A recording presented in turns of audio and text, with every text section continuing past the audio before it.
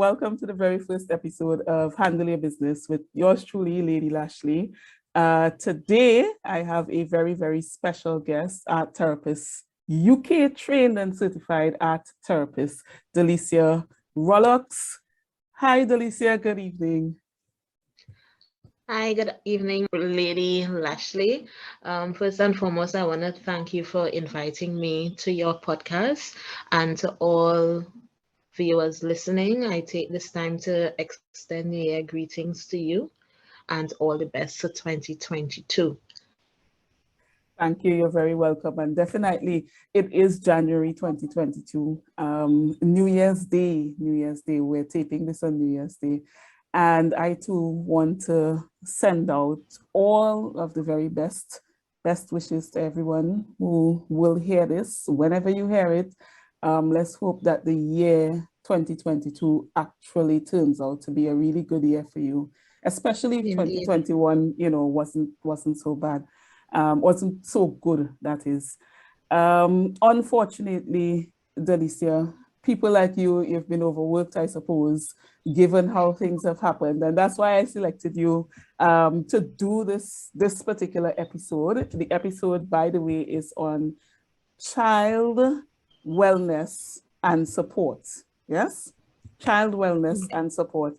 And we wanted to talk a bit about things that children face, particularly with respect to their mental wellness, and how we can provide support for them, given that starting this week, students in Tobago and Trinidad and across the region will be going back out to school. We are still in the middle of this dreadful pandemic.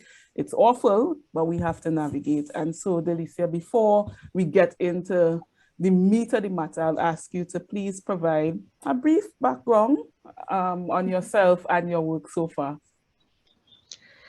Okay.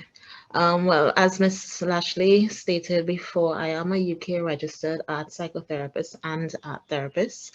I'm also the CEO and founder of Rollocks Therapeutic Care, that's located right in the heart of Scarborough on Wilson Road. And at Rollocks Therapeutic Care, I offer art therapy services to persons who have difficulty communicating verbally, persons of all ages. I believe I've worked with clients as young as 3 years. So between the ages of 3 to say 65, 70 years are usually persons that I engage with, persons who have difficulty again communicating and dealing with everyday issues, managing behaviors. Those are, my clientele as it relates to children.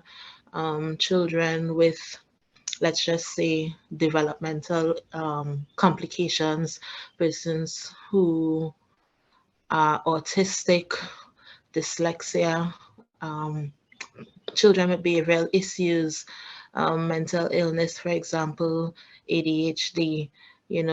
These are the individuals that use the intervention to manage their condition. Right. And the thing that I like particularly about what you're offering, one, it's not necessarily something that is readily available in our space. It's new, relatively new, and it's also kind of rootsy.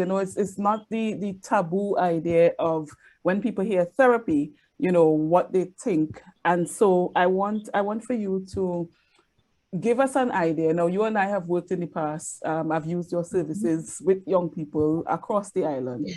and I have gotten really good feedback from them, even in cases where people felt as if, they didn't want to participate. At the end of the day, overall, the feedback has been positive. Can you now talk about your overall experience working with particularly young children and teenagers? Okay, so before getting into art psychotherapy, I was actually a high school teacher, an educator three under the Division of Education. So I've always engaged with young people. I think my experience as a former teacher led me to go and pursue art psychotherapy, because as a teacher, you know, I was also a form teacher, and I was demonstrating a lot of pastoral care onto my charges. I was also doing a lot of counseling, and I noticed that I was offering a lot of advice to these young children. So I wanted to know the science behind, you know, this advice that I was giving. So one of the senior teachers at Bishop's High School, Mrs. James Stewart, she was the one, you know, who recommended that, you know, I go into, you know, art therapy, and, you know, the rest is history. For me, I think working with the um, young children, they listen to me. I don't know. I don't know if it's my tone as a therapist, and even as a teacher, you know, a lot of them gravitate to me, because even as a visual arts teacher, you know, I always try to have sessions very much interactive. So I think as an art therapist, the sessions are more or less client led. So whatever information persons bring to the space is what would be addressed and treated. So I think being client led, I am more or less a witness to their process. I am more or less there to more or less understand, analyze, and then give feedback, compared to me actually lecturing these young people. Right. And I think you're being so modest in terms of perhaps why they listen to you. You are quite relatable. And when it comes to young people, everything about them as well is the vibe. And I think you embody that kind of vibe that allows a younger person to feel comfortable. And that's not something that many of us could boast about, you know. So pat yourself on the back for that one. That's a big thing I think that a lot of adults take for granted. You have to be Yeah, relatable. Young people have to kind of definitely. like your vibes, you know. They're not Mm-hmm. gonna just come to you if you're looking all serious and everything about you. You know, you want to be a particular way as if you've done no wrong at all. You know, Well, so that's that's true. And I think, as you say that, in terms of presentation, I think young people also, based on how you present yourself, they take you, it's more or less the ways how well they, you know, really engage in conversation. So I think, as you say, I try to be a bit stylish when I present myself, and then also, you know, I level with them, you know, yes, yes, I, yes. yeah, so I That's a think good that's thing. my, That's a good thing. That is a good thing. Once I would always say, one of the pure, in my mind, one of the purest indicators of you being, you know, real and being good at what you're doing, whenever you see young people gravitate towards you, even in the instance where whatever the individual is doing might be negative, young people mhm, come at you. We all like a sense of belonging, you know, so we go where we feel welcome and where we feel comfortable. And that's something that mhm. you shouldn't take for granted at all. Like you talk about Miss James there, Suzette James. That's the French Yes, teacher, yes. yes, yes. Yes. I know that lady. She tried to get me to sing in a French class. Girl, the only thing that happened is that the Lord didn't come and take his will. But I can see where you're going. She is another one, beautiful soul. So I see that you Beautiful know, soul indeed. yeah, you definitely had some good mentorship there. Now, you talk about the experience with the young people and your sessions being client led. What I want you Mhm, to tell me about now is with respect to if I am a parent or a guardian and I'm listening to you, and I have, you know, some children or a child in my care, mhm. especially now that we're going back to school. What kind of signs can I look for to be able to tell or better understand if the child or the children may be in need of intervention? And I ask you that Okay, because, so you know, we tend to believe that children, you know, honky dory, they have no stress, they have nothing going on. I'm glad you made mention of that. I think as adults, we take it for granted that children don't go through stress, they don't feel overwhelmed, um, but that's not the case. And I think that's another reason why I got into therapy, because um, in me giving advice. I remember when I went in my time at Scarborough Secondary, I didn't have all these issues. Right now, children coming to school with a lot of issues on their shoulders, and some of them just use school as a haven to just deflect. If it is that they come into school say from 8 to 3, they don't have to really worry. But a lot of them come into school for love, and it's really a lot. Times have really changed, but as parents, when you see a child's personality change, some persons may wonder, what is really wrong with my child? Does my child really need therapy? Sometimes these changes become permanent as a result of traumatic experiences. For example, like sudden death or loss of a loved one. Right now we are in a pandemic, a lot of persons are losing their life. It's really a traumatic time for us, and a lot of persons manage well, a lot of persons interpret and deal with death differently, even the whole mourning process. So that in itself could be a traumatic experience for some children. Regardless of the reason, these children, they ought to be paid attention to. And some of the indicators that parents should look out for, I'll just give you six. Mm-hmm. The first one I would say is defiant behaviors. This is one of the most common signs that, your child may be in need of counseling. If it is that, they are having behavioral problems, both inside and out of the home. You may find your child more inclined to argue.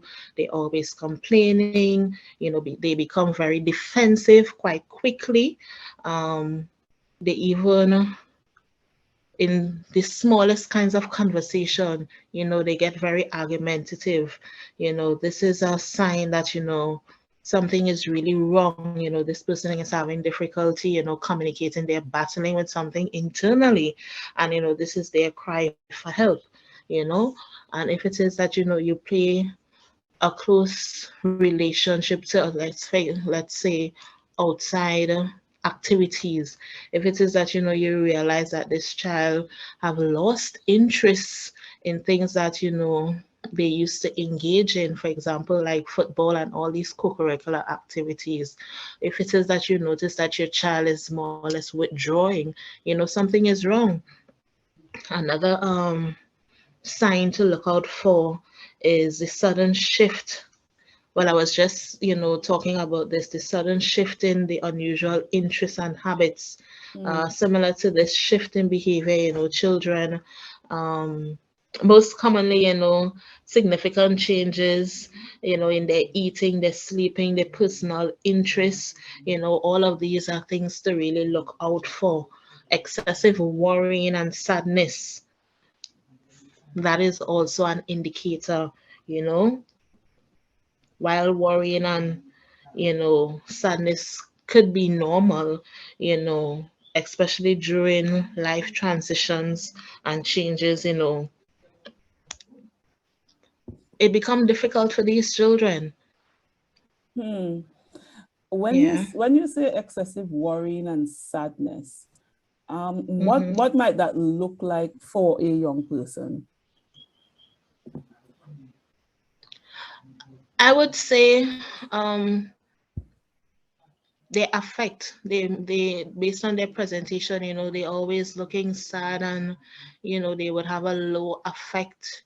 um they wouldn't even want to come out of their rooms. They will be very much isolated from persons. This is something to really look forward to. Okay. Because one of the things, I don't know, one of the things that I've noticed in how young people express themselves, when you get to an adult, sometimes even though maybe we went through the very same kind of cycle, we tend to dismiss the expressions of younger people, you know, teens True. especially, everything. I think the older adults see almost everything as acting out or being rude. And, you know, in our society, children rude, they ain't no worries. They're just rude and they're looking for Yeah. attention and they don't have any understanding and they always want. You know, so and we're not the most affectionate society either. So even in terms of, you know, showing the children love or responding to them, that in itself, you know, may be difficult. And so I want you to now switch into perhaps sharing what can parents or guardians do if they have noticed some of the signs that you just spoke about. What can a parent or a guardian do to really provide support to a child who particularly may need an intervention? I think encouragement is most applicable. Maintain hope for these children, you know, a positive attitude. If it is that, you know, you notice that your child is struggling and you are seeking therapy, let them know the positive. You know, you could understand that speaking about, you know, whatever issue or concern you're going through, you may not want to come and talk to me as the parent directly, and you may feel a bit comfortable speaking to someone else. So you can more or less reassure these children that it's okay to be totally honest with your feelings and your emotions. If it is that, you know, you come from a nuclear family, or even, you know, that extra support, these individuals could also positively speak about therapy in the event where, if this child has siblings, the moment, you know, a child may even tease another one, you know, because they're going into therapy. If it is that, you know, as a parent, you stand up and you let them know that, hey, even though, you know, you're going through this moment, it's okay. I think as a society, you know, we we don't really talk about our feelings or emotions, and the moment, you know, a safe place is, you know, provided for us to really talk about it, it seems as well, okay, something is wrong with you, or, you know, you're mad. But I've Mm, worked with quite a number of persons that, you know, just looking for personal growth and development. Adults, I always, you know, there's a saying, um childhood traumas more or less shape adult behavior. As adults, you know, we, based on our childhood experiences, and, you know, based on how these experiences and situations been really dealt with, it more or less shapes our behavior. So when you see children um, acting and behaving a particular way, you know, that is their cry, you know, for attention. mm. That is the cry, you know, that, okay, I need help, an intervention is needed, I'm not managing this situation. And I forgot to mention, um, in one of the signs for parents to look out for is self-harm. I don't know if parents are aware that, you know, a lot of these young children are engaged in this superficial cutting. You know, that is something to look out for.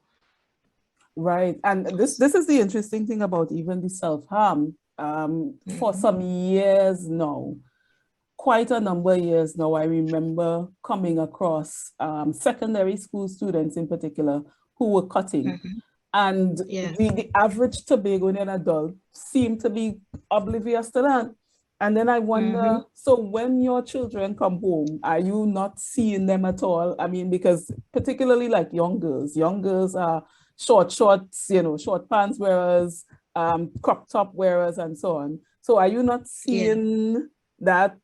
Is it that there's no interaction between the younger people and the older adults in the home? What have you seen with respect to how come parents were so clueless and are still so clueless about something like cutting?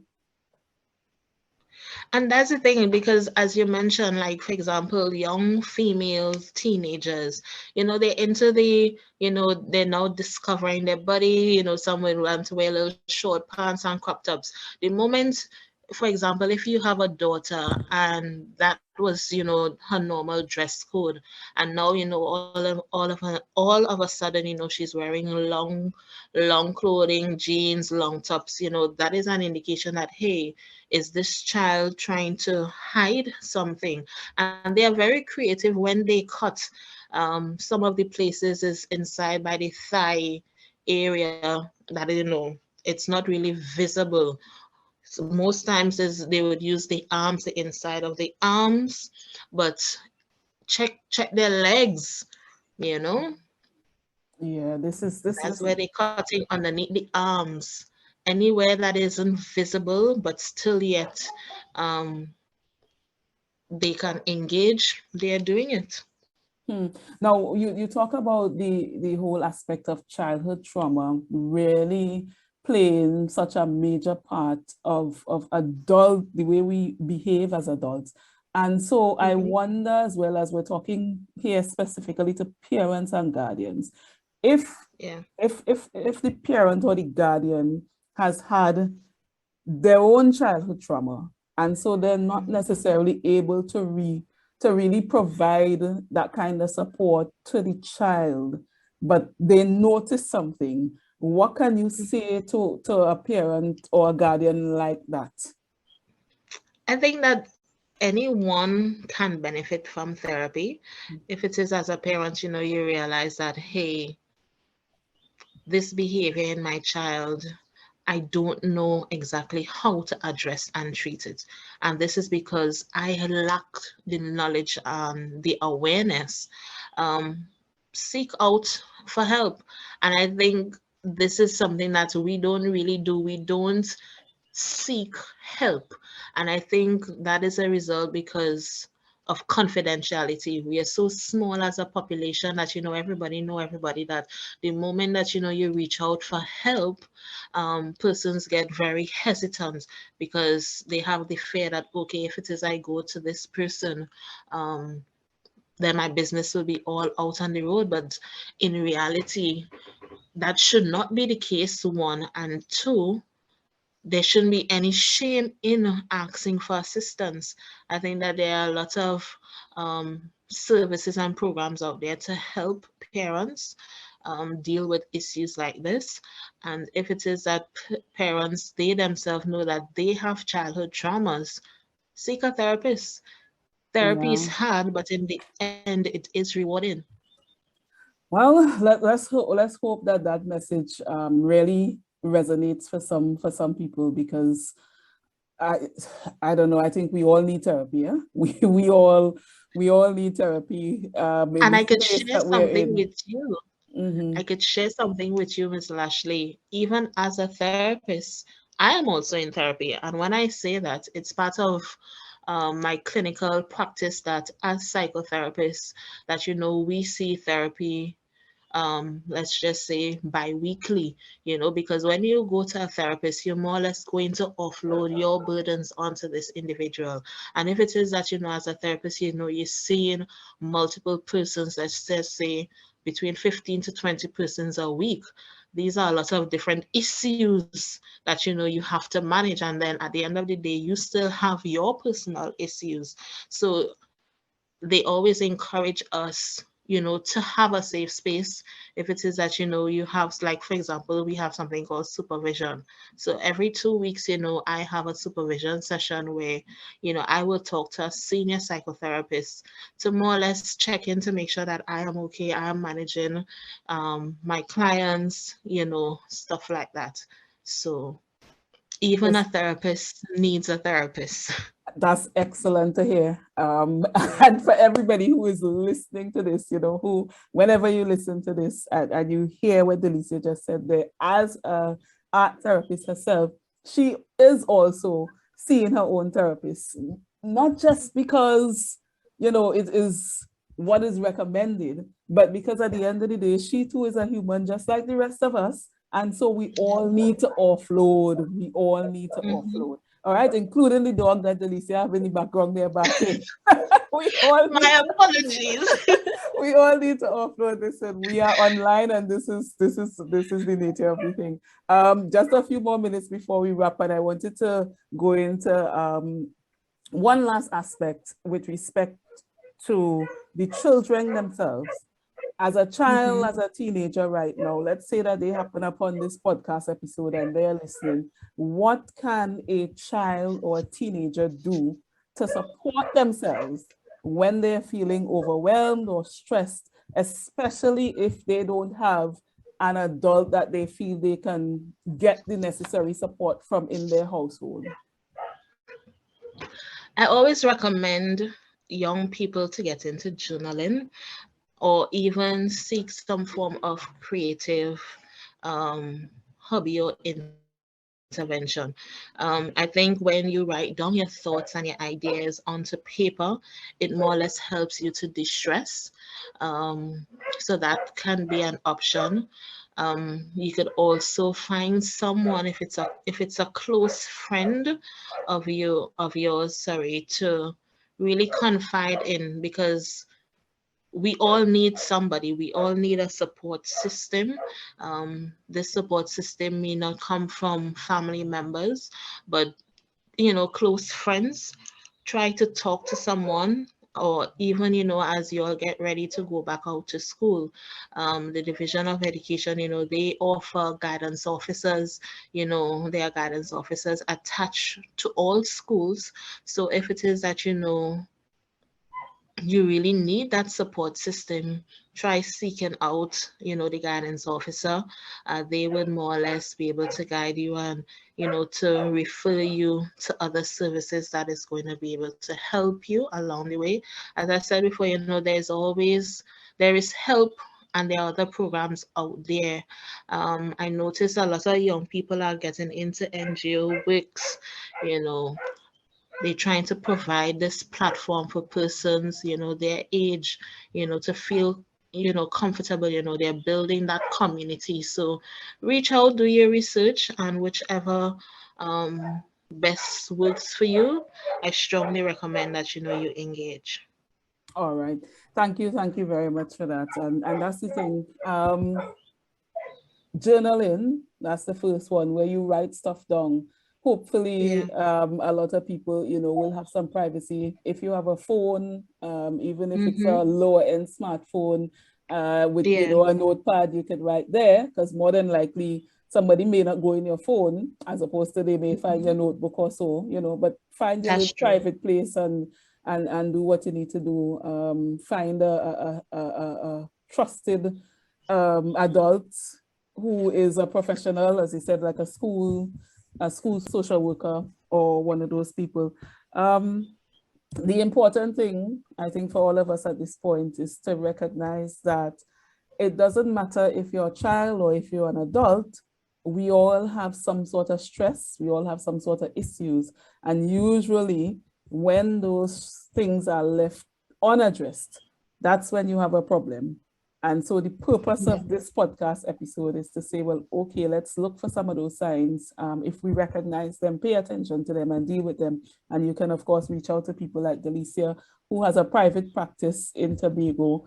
And Delisa, drop your social media handles and maybe a telephone contact. So anybody who is listening, they will know how to get in contact with you. Okay, so it's Rollocks Therapeutic Care on both Facebook and Instagram social media platforms. And if persons want to reach out, they can contact me at 868-760-9965. That's 868-760-9965. Persons can also use both platforms to book their appointments online. I also offer virtual sessions to persons who cannot come in. So that is also an option. So yes. All right. Thank you very, very, very much. Thank you so much. Delisa Roberts, art therapist out of Rollocks Therapeutic Care. And I'm telling you, I've worked with her. I've engaged her services for young people and adults across the island of Tobago. And there has been a lot of positive feedback. Of course, therapy, any sort of assistance like this, it's not a one-off thing. So you have to be prepared to be committed. And so we hope that this short episode has done something for you, something positive. You know, it might not necessarily push you in the direction of therapy, but it may push you in the direction where you start journaling. All right. And for all the young people who are going out to school from Monday, we wish you all of the best. And we really hope that both you, your parents, and your guardians, you all are able to just take things as they come and cope as best as possible. Yeah. All Agreed. right. So thank you very much, Delisa. We're signing out now. Remember, handle your business.